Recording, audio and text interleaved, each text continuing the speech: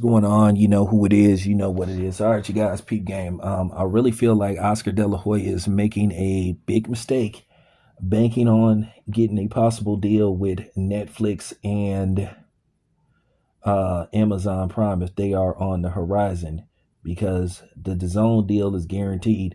And what happens if, well, all of a sudden you trust Al Heyman? What if Al Heyman puts the screws to you again? Like basically how he took all your fighters from under you, you know? So what if he does it again?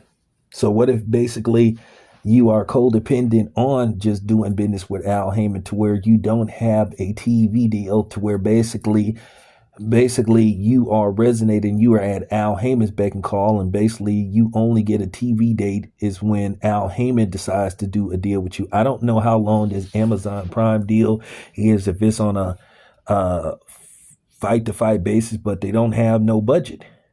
So at the end of the day,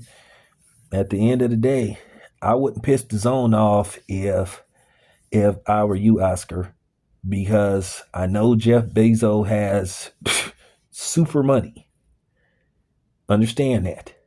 But at the end of the day, the zone is more invested in boxing than Jeff Bezos and Amazon is for the time being.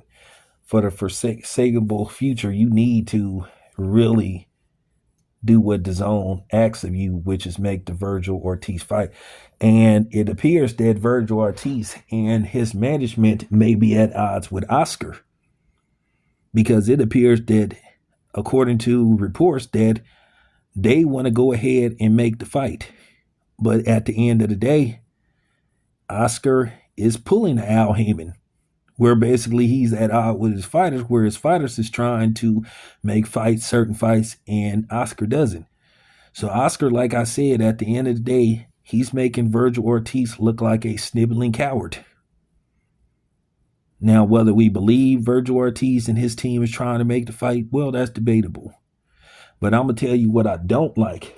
It also appears that Al Heyman and Oscar are basically setting Errol Spence up for the fall. They're trying to catapult Virgil Ortiz and try to give him a signature win, even though nobody with common sense would buy Virgil Ortiz being catapulted to a superstar if he fights an Errol Spence that hasn't fought in 3 years. It would be laughable, and to be honest with you, that would make Virgil Ortiz look bad. Now, you will have some people that are fans of Virgil Ortiz only because he's Mexican and just say that's a signature win. But we all know we haven't seen Errol Spence in 3 years. And it looked like maybe Al is ready to toss Errol Spence to the wolves, because Errol has been in Al's doghouse for basically making the Errol Spence fight against his wishes. That's no secret. Nobody's lying on Al Heyman. It is what it is. Your boy Town stand by that. That's why I didn't fell out of favor with the PBC. That's why a lot of times they don't like to have me at their events. Even though that shouldn't matter, because I'm just telling the truth. Shouldn't matter. It shouldn't be at the point to where I gotta solely just kiss your ass and say the shit that you want me to say, because then that's not cool, because then basically you want me to be a gopher, and I'm not going to be anybody's gopher.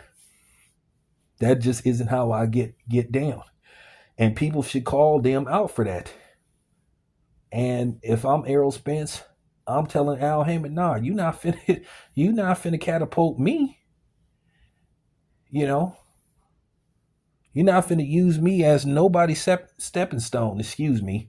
Yeah, you're not finna use me as nobody's stepping stone. You're not finna catapult that dude, and especially a non-black. Yeah, I said it. No. But then again, Al does shit like that because, keep in mind, he protected Leo Santa Cruz from quite a few people. He basically saved him for Tank to elevate Tank's career. Even though he had a couple of losses, but he basically, lined him up for Tank to make Tank a superstar, and Tank knocked Leo Santa Cruz into the middle of next year. So, with that being said, okay, we see what's going on. So if I'm Errol Spence, nah, I'm not taking the bait. Nah, I'm not. I'm not finna come out. I'm not finna come out of damn near semi-retirement when you ain't fought 3 years. That's damn near a semi-retirement. I think Sugar Ray Leonard was out of boxing almost the same amount of time as Errol Spence has been gone from boxing. You could damn near say it's a semi-retirement. So why would I sit up there and come out the gate and try to fight Virgil Ortiz? Virgil Ortiz ain't no slouch. Now, it ain't whether we believe he can beat Boots or not, but I'm not saying that Virgil Ortiz is a scrub or something. But I'm just saying, no. It just appears to me that Oscar and Al Heyman is, trying to make Errol Spence the sacrificial lamb for Virgil Ortiz. Cowboy Stadium. Really? And like I said, why would we give Virgil Ortiz credit for beating a dude who haven't fought in 3 years? Do you want him to go directly into that fight? Come on, man. Errol Spence would need at least 2 tune-up fights.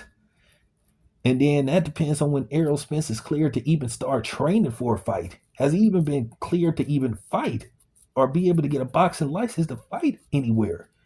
So a lot of questions need to be answered. So that's just real talk. People got to start really telling the truth.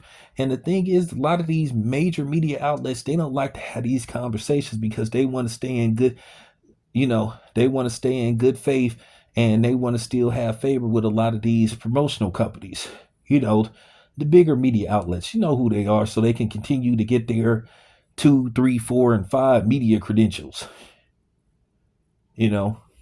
And I'm not hating on them, but I do have to keep it 100.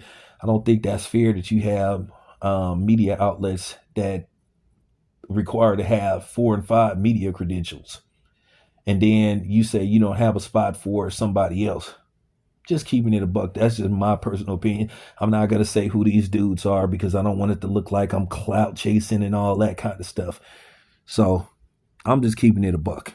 Anyway, let me know what you think. This is your boy Town. I'm out.